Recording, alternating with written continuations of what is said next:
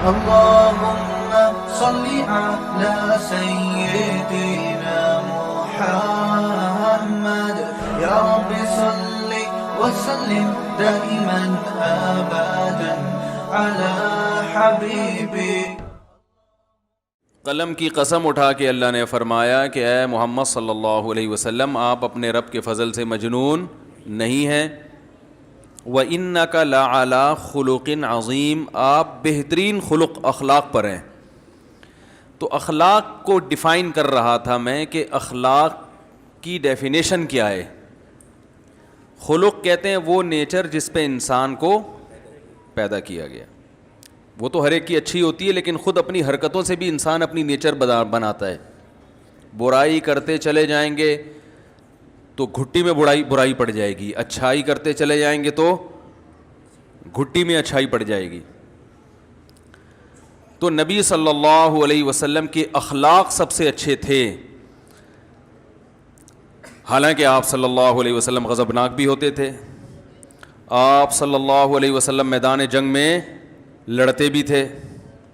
آپ صلی اللہ علیہ وسلم دشمن کو بعض دفعہ معاف بھی کرتے تھے لیکن بعض دفعہ انتقام بھی لیتے تھے. تو اس سے پتہ چلتا ہے, جو بار بار میں بات ریپیٹ کر کے سمجھا رہا ہوں, اخلاق صرف کسی سے مسکرا کے بات کرنا نہیں ہے.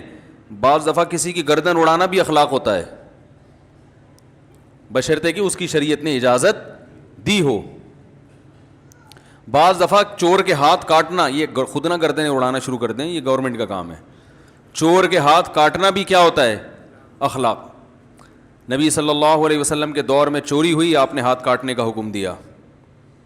تو زید ابن حارثہ رضی اللہ عنہ نبی کے منہ بولے بیٹے تھے اور بہت ہی چہیتے تھے. آپ نے ان کو بیٹا بنایا ہوا تھا. آج کل تو لوگ چاہتے ہیں نا اپنی اولاد دو سے زیادہ نہ ہو, تو پہلے زمانے میں اپنی بھی ہو رہی ہے, دوسروں کی اولاد کو بھی اپنا بنا لیا جاتا تھا. تو یہ فیملی پلاننگ کی نحوست ہے کہ لوگوں نے انسانوں کو بوجھ سمجھنا شروع کر دیا ہے کہ انسان جو ہے وہ بوجھ ہوتے ہیں, وہ آپ کا خرچہ کراتے ہیں. تو زید ابن حارثہ کو نبی نے کیا بنایا؟ حالانکہ اجمی تھے, غلام تھے, تو ان کو اپنا بیٹا بنا لیا. وہ بے پناہ محبت نبی ان سے کیا کرتے تھے. حالانکہ بھائی عرب تو ویسے بھی اجمیوں سے محبت اکثر آج بھی نہیں کرتے, تو پہلے کیا حال ہوتا ہوگا. آپ بھی جاؤ نا, کوئی اجمی آئے تو وہ زیادہ لفٹ نہیں کراتے اس کو, اللہ ماشاء اللہ جو دیندار ہیں وہ الگ بات ہے. تو نبی صلی اللہ علیہ وسلم کے یہ اخلاق تھے کہ آپ صلی اللہ علیہ وسلم نے ایک عجمی کو جو کہ غلام تھے ان کو بیٹا بھی بنایا. اتنا بڑا شرف کہ بیٹا بنا دیا. بھائی کچھ خادم کے طور پہ رکھ لیتے ہیں, بھائی ملازم کے طور پہ رکھ لیتے, پھر عزت دیتے. نہ نہ نہ, بیٹا بنانے میں جو عزت ہوتی ہے وہ کہیں بھی اس سے زیادہ تو عزت ہے ہی نہیں نا کوئی. بیٹا بنایا اور ایسا اتنی محبت دی ان کو, اتنی محبت دی کہ جو ان کے والدین کو جب پتہ چلا نا کہ ہمارا بیٹا یہاں پایا جاتا ہے تو وہ لینے کے لیے آئے. پہلے زمانے میں ایسا ہوتا تھا کہ کوئی ان نون پرسن آپ کے علاقے میں آ گیا نا, کوئی پاسپورٹ ویزا تو ہے نہیں, تو غلام بنا لیا جاتا تھا. آج کل حکومت قتل کر دیتی ہے, جیل میں ڈالتی ہے. آپ اللیگل کسی ملک چلے جائیں تو حکومت کو رائٹ ہوتا ہے بھائی, وہ جان سے بھی مار سکتے ہیں. تو پہلے زمانے میں جان سے مارنے کے بجائے کیا کرتے تھے؟ غلام بنا لو اس کو. تو اب جب والدین ان کے آئے ان کو لینے کے لیے, ان کے رشتہ دار آئے کہ ہمیں, ان کا خیال تھا رشتہ داروں کا جب زید ابن حارثہ کو پتہ چلے گا کہ اوریجنل والدین آ گئے ہیں تو وہ تو خوشی سے پاگل ہو جائیں گے, تو ہم ان کی منہ مانگی قیمت دے کے ان کو چھڑا کے لے آئیں گے.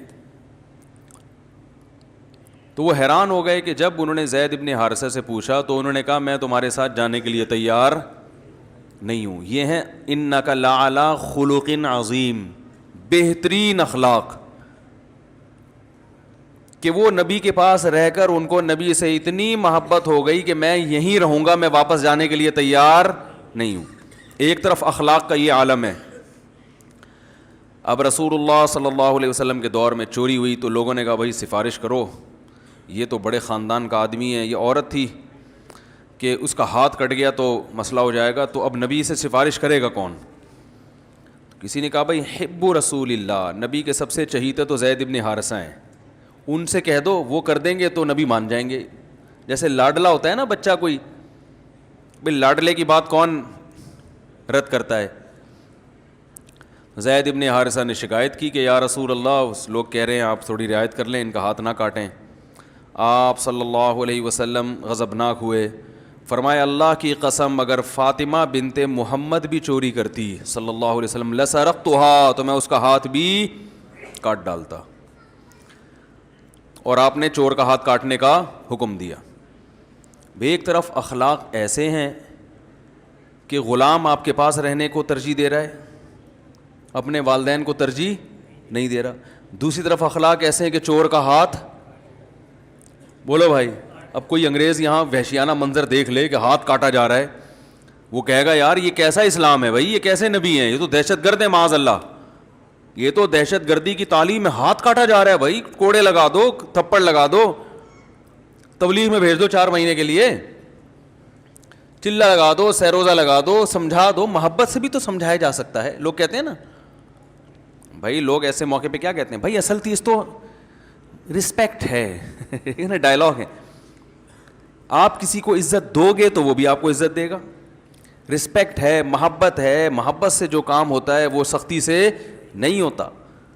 بھائی یہ اصول کلی نہیں ہے. عزت دو گے تو عزت ملے گی, لیکن بشرطے کے سامنے والا بھی عزت کا مطلب جانتا ہو, ورنہ عزت دو گے تو وہ ذلیل کرنے پہ آ جائے گا. بعض لوگ ہیں وہ دبا کے رکھو گے نا, تمیز سے چلتے ہیں وہ, سمجھے. آپ کہہ رہے ہو یار ان کو ہمارے گھر کی باتیں کہاں سے پتہ چلتی ہیں, کہہ رہے ہو یار یہ پتہ نہیں مولوی صاحب ایسی باتیں کرتے ہیں بالکل صحیح صحیح, کہاں سے کر رہے ہیں یہ بات. بعض لوگ ایسے ہوتے ہیں ان کو جتنا دبا کے رکھو گے نا اتنا تمیز سے چلیں گے وہ. بعض ملازم ایسے ہوتے ہیں ان کو عزت دی آپ کو بیچ کے کھا جائیں گے وہ, حقیقت ہے. وہ کہیں گے ہمارے سیٹھ صاحب میں بتا کتنے کا لے گا یہ. تو یہ چل رہا ہے, مارکیٹ میں چل رہا ہے. تو عزت دو عزت لو یقیناً صحیح ہے, لیکن یہ عزت بھی قابل عزت لوگوں کو کے لیے, یہ مقولہ بھی کس کے لیے ہے, جو قابل عزت ہوتے ہیں, جن کی گھٹی میں ذلت ہے, جو بائی نیچر برے ہوتے ہیں, ان کو عزت دینے سے عزت نہیں ملتی. تو رسول اللہ صلی اللہ علیہ وسلم کے ایک طرف اخلاق کہ زید ابن حارثہ جانے کے لیے تیار نہیں ہے, دوسری طرف چور کا ہاتھ تو بہرحال کاٹنا ہے. آپ کہہ سکتے ہیں بھائی یہ تو اس لیے کاٹ رہے تھے کہ اللہ کا حکم ہے, مجبور تھے, تو اللہ کے حکم کے سامنے تو کوئی کچھ نہیں کر سکتا. واقعی ایسا ہی ہے کہ اصل میں اللہ کا حکم تھا چور کا ہاتھ کاٹو, قرآن کی آیتیں ہیں. لیکن سوال یہ پیدا ہوتا ہے تو پھر کیا اللہ نے بد اخلاقی کا حکم دیا, اللہ نے دہشت گردی کا حکم دیا کہ چور کا ہاتھ کاٹو؟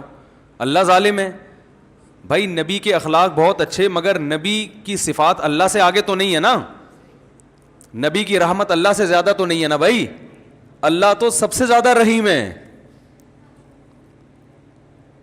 تو یہ کیا بات ہے کہ اللہ کو ترس کیوں نہیں آ رہا چور پہ کہ اس کا ہاتھ مت کاٹو؟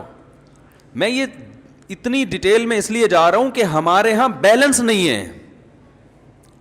اخلاقیات کی بات ہوتی ہے تو اخلاق اخلاق اخلاق اخلاق اتنا وہ کہ وہ, اور جو بد اخلاق ہیں وہ اس طرف لڑک جاتے ہیں. اسلام کی خوبی یہ ہے کہ اس نے ہر چیز میں بیلنس رکھا ہے. نہ اتنے میٹھے بنو کہ لوگ نگل جائیں, نہ اتنے کڑوے بنو کہ لوگ تھوکنا شروع کر دیں.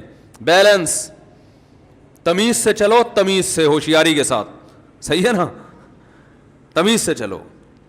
جرائم کو ایک حد تک برداشت کیا جائے گا, اس کے بعد مجرم کی معافی نہیں ہے, کیونکہ مجرم کو معاف کر دینا در حقیقت عام لوگوں کے ساتھ زیادتی ہے. پھر دیکھو بدعتی کی تعظیم سے منع کیا گیا ہے. بدعتی کی وجہ اس کی یہ کہ ایک کافر اور فاسق کی آپ تعظیم کرتے ہو, لوگوں پہ برا اثر نہیں پڑتا, لوگوں کو پتہ یہ تو کافر ہے, یہ ہدایت پہ تھوڑی ہے بھائی. لوگ اس کو تھوڑی اس سے متاثر ہوتے ہیں, سب کو پتہ ہے یہ کافر ہے, ہم اس کے دین کو فالو نہیں کرتے. بدعتی میں مسئلہ یہ ہوتا ہے کہ وہ لیبل اسلام کا لگاتا ہے, جب اس کو عزت ملے گی تو لوگ اس کو قابل عزت سمجھ کے اس کو فالو کرنا شروع کر دیتے ہیں, اس کو فالو کرنا شروع کر دیتے ہیں. اس سے نقصان کس کا ہے؟ اسلام کا. نقصان اسلام کا ہوتا ہے اس سے. بعض دفعہ شخصی فائدہ دیکھا جا رہا ہوتا ہے. ایک شخص کا فائدہ دیکھا جا رہا ہوتا ہے, لیکن اس کی وجہ سے جو امت کو نقصان ہو رہا ہے وہ ہماری نظر میں نہیں ہوتا. تو بیلنس نہیں ہے. تو آپ صلی اللہ علیہ وسلم نے حکم دیا چور کا ہاتھ کاٹا جائے. کیسی سخت سزا ہے. گورے اس پہ کہتے ہیں یار کوڑے لگا دیتے, جیل میں ڈال دیتے, ہاتھ کاٹنا ہے ساری زندگی کے لیے معذور. 10,000 روپے چوری کیے, 50,000 روپے چوری کیے, تو ہاتھ کی قیمت تو 50,000 سے زیادہ ہے نا. کیا خیال ہے بھائی جان؟ تو ہاتھ کاٹنے کا کوئی تک بنتا ہے؟ اللہ نے کہا نہیں کاٹو. حالانکہ اللہ کہتا ہے جب بھی کوئی کام کرو تو شروع کس سے کرو؟ بسم اللہ الرحمن الرحیم. شروع اللہ کے نام سے جو بڑا مہربان نہایت رحم کرنے والا ہے. سوال پیدا ہوتا ہے اللہ تو بار بار کہہ رہا ہے میں رحمان ہوں, میں رحیم ہوں, اور ہر کام سے پہلے چور کا ہاتھ کاٹنے سے پہلے بھی بسم اللہ الرحمن الرحیم ہے نا. شروع اللہ کے نام سے جو بڑا مہربان اور نہایت رحم کرنے والا. تو چور کہہ گئے اللہ اتنا مہربان ہے تو میرا ہاتھ کیوں کاٹ رہا ہے؟ میں نے تو 20,000 کی چوری کی ہے, ہاتھ تو کروڑوں روپے کا ہے. میں سمجھا پا رہا ہوں اپنی بات؟ سوال سمجھ میں آ رہا ہے کہ نہیں آ رہا؟ آج میرا یہ تیسرا بیان چل رہا ہے, ابھی صبح سے بولے جا رہا ہوں. پہلے جامع میں بیان تھا 1-1.5 گھنٹے کا, پھر وہاں سے نکلے تو پھر ایک مسجد میں بیان تھا, وہ بھی 1.5-1.25-2 گھنٹے کا ہو گیا. تو بول کے پھر مغرب کے بعد ہی بول ہی رہا ہوں, ملاقاتوں کے لیے لوگ آئے. پھر عصر کے بعد ایک صاحب آئے بغیر اطلاع کے, ان کو ڈانٹنے میں کافی توانائی خرچ ہوئی ہے میری. بغیر اطلاع کے آ گئے دروازہ بجانے, اور اللہ تعالیٰ ان کو جزائے خیر دے, بہرحال بڑے نیک آدمی تھے. لیکن مجھے غصہ آ گیا, میں نے کہا کیا مذاق ہے یار, میں انسان نہیں ہوں, میں گدھا ہوں کیا؟ ایسے میں نے ان سے بات کرنا شروع کر دی کہ یار میں انسان نہیں ہوں, آپ بلا وجہ گھر میں. تو وہ پھر بیچارے داڑھی والے, پھر میں نے ایکسکیوز کیا, ان سے سوری کیا. اب اخلاق کا تقاضا تو یہ تھا کہ میں کہتا آپ بھی تشریف لے آئے ہیں بھائی. مجھے بڑی خوشی ہوئی کہ گھر میں تو میں ٹائم ہی نہیں دے پا رہا, اور نبی صلی اللہ علیہ وسلم کے پاس تو جو بھی آتا تھا آپ بیٹھ جایا کرتے تھے. کوئی بات نہیں, اگر میں مسجد میں آپ کو نہیں ملا تو گھر میں آ کے دروازہ بجا کے مجھے آپ نے کمبل سے باہر نکالا. میں بہرحال کیونکہ رسول اللہ صلی اللہ علیہ وسلم نے فرمایا کہ مسکرا کے بات کرنا صدقہ ہے, تو میں بھی آپ سے مسکرا کے بات کروں گا, دفع ہو جائیے یہاں سے. یہی ہوگا نا بھائی. اب اخلاق کا تقاضا ہے تھوڑا سختی کرو. عوام کنٹرول میں نہیں آ رہی ہے تو سختی کے بغیر کنٹرول میں. ایک اصول بنا دیا کہ ٹائم لینے کا یہ طریقہ ہے, ملاقات کا یہ طریقہ ہے, یہ ٹائم ہے. میں نے ان کو اپنی ڈائری دکھائی, میں نے کہا اس میں آپ کہیں بھی نہیں ہو, اگر اس میں کہیں ہوتے پھر میں ٹائم نہ دیتا تو میری غلطی ہے. تو کہنے لگا میں تو آج ڈال دیں. میں نے کہا پھر ہاں یہ کہیں کہ اس میں ہمیں بھی, تو پھر میں نے ان کو کوئی ٹائم دے دیا. تو اب ہوتا یہ ہے کہ جس آدمی کا دنیا میں ملاقاتوں کے علاوہ کوئی بھی کام ہی نہ ہو, اس کے لیے تو یہ ٹھیک ہے, وہ جتنی ملاقاتیں کرے گا اتنا ثواب اس کو زیادہ ملے گا. بعض لوگ ہم پہ کہتے ہیں تبلیغ والے تو ہر ایک سے ملتے ہیں, آپ کیوں نہیں ملتے؟ او بھائی ان کا تو کام ہی یہی ہے ملیں. وہ تو جتنے زیادہ لوگوں سے ملیں گے اتنا فائدہ ہے ان کو. ان کا تو کام کیا کہ اپنی بات زیادہ سے زیادہ لوگوں تک پہنچانا. یہ تبلیغ کا ایک طریقہ ہے, ایک شعبہ ہے جو انہوں نے اختیار کیا. لیکن صرف یہی تو نہیں ہے نا, دین کی تبلیغ کے اور بھی تو بہت سارے طریقے ہیں. مسائل پہ تحقیق کرنا, حلال و حرام, یہ ریسرچ کرنا, یہ کس کا کام ہے؟ یہ تو علماء کا کام ہے. کتاب پڑھنے کا ٹائم ہی نہیں ملتا. اسی طرح بغیر کتاب جب انسان کچھ پڑھتا نہیں ہے نا تو آہستہ آہستہ اس کا علم کا لیول نیچے آنا شروع ہو جاتا ہے. عوام کے پاس بیٹھنے سے کبھی علم میں اضافہ نہیں ہوتا. جو لوگ سارا دن عوام سے ملاقاتیں کرتے ہیں تو ان کا علم کا لیول نیچے آتا ہے. علم آتا ہے علماء کے پاس بیٹھنے سے, عوام میں تو اس علم کو ڈیلیور کرنا ہے. تبھی جو علماء تدریس نہیں کرتے, کوئی کتاب نہیں پڑھاتے, وہ صرف عوام میں تقریریں کرتے ہیں, وہ کچھ دنوں میں بالکل ڈاؤن جانا شروع ہو جاتا ہے. ان کا جو معلومات کا لیول ہے نا وہ بالکل سطحی باتیں پہ آ جاتے ہیں وہ. تو بھائی اگر ہمیں کچھ پڑھنے کا بھی ٹائم دے دو, کچھ ریسرچ کا بھی ٹائم دے دو. پھر ہمارے گھر بھی ہیں ماشاءاللہ, بچے بھی ہیں, ان کا بھی ٹائم دے دو یار. کو تھوڑا سا تمیز سے ان کے ساتھ بھی کبھی بیٹھ جایا کریں. کھانے کا ٹائم دے دو, سونے کا ٹائم دے دو. ٹھیک. تو اب یہاں پر لوگ کہتے ہیں یار یہ کیسے غصے سے بات کرنے مل نہیں رہے. بھائی یہاں اخلاق کا تقاضا یہ ہے کہ آپ نے اپنے, یہ میں دیکھیں اپنی بات نہیں کر رہا, آپ کو بھی ایک اصول بیان کر رہا ہوں میں. یہ ہر ایک کے لیے اصول ہے کہ صبح سے شام زندگی گزارنے کے لیے آپ کے پاس کرنے کے بہت سارے کام ہوتے ہیں. سارے کام نہیں کیے جا سکتے, ترجیح دینی پڑتی ہے کون سا امپورٹنٹ ہے اور کون سا امپورٹنٹ نہیں ہے. پھر امپورٹنٹ میں کون سا موسٹ امپورٹنٹ اور کون سا کم درجے کا امپورٹنٹ ہے. نہیں آ رہی بات. ٹائم مینجمنٹ میں جو پڑھایا جاتا ہے نا کہ 4 قسم کے کام ہوتے ہیں. ایک وہ جو اہم بھی ہے ارجنٹ بھی ہے, دوسرا وہ جو اہم ہے ارجنٹ نہیں ہے, تیسرا وہ جو ارجنٹ ہے اہم نہیں ہے, چوتھا وہ جو نہ ارجنٹ ہے نہ اہم ہے. بھائی بات آ رہی ہے سمجھ میں؟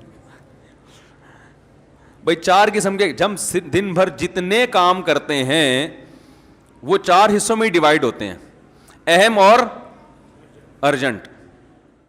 مفتی طارق مسعود کو سبسکرائب کریں, اور اگر آپ لائیو ویڈیو کو کبھی بھی مس نہیں کرنا چاہتے ہیں تو سبسکرائب کرنے کے بعد بیل آئیکن پہ کلک کرنا مت بھولیں. جزاک اللہ.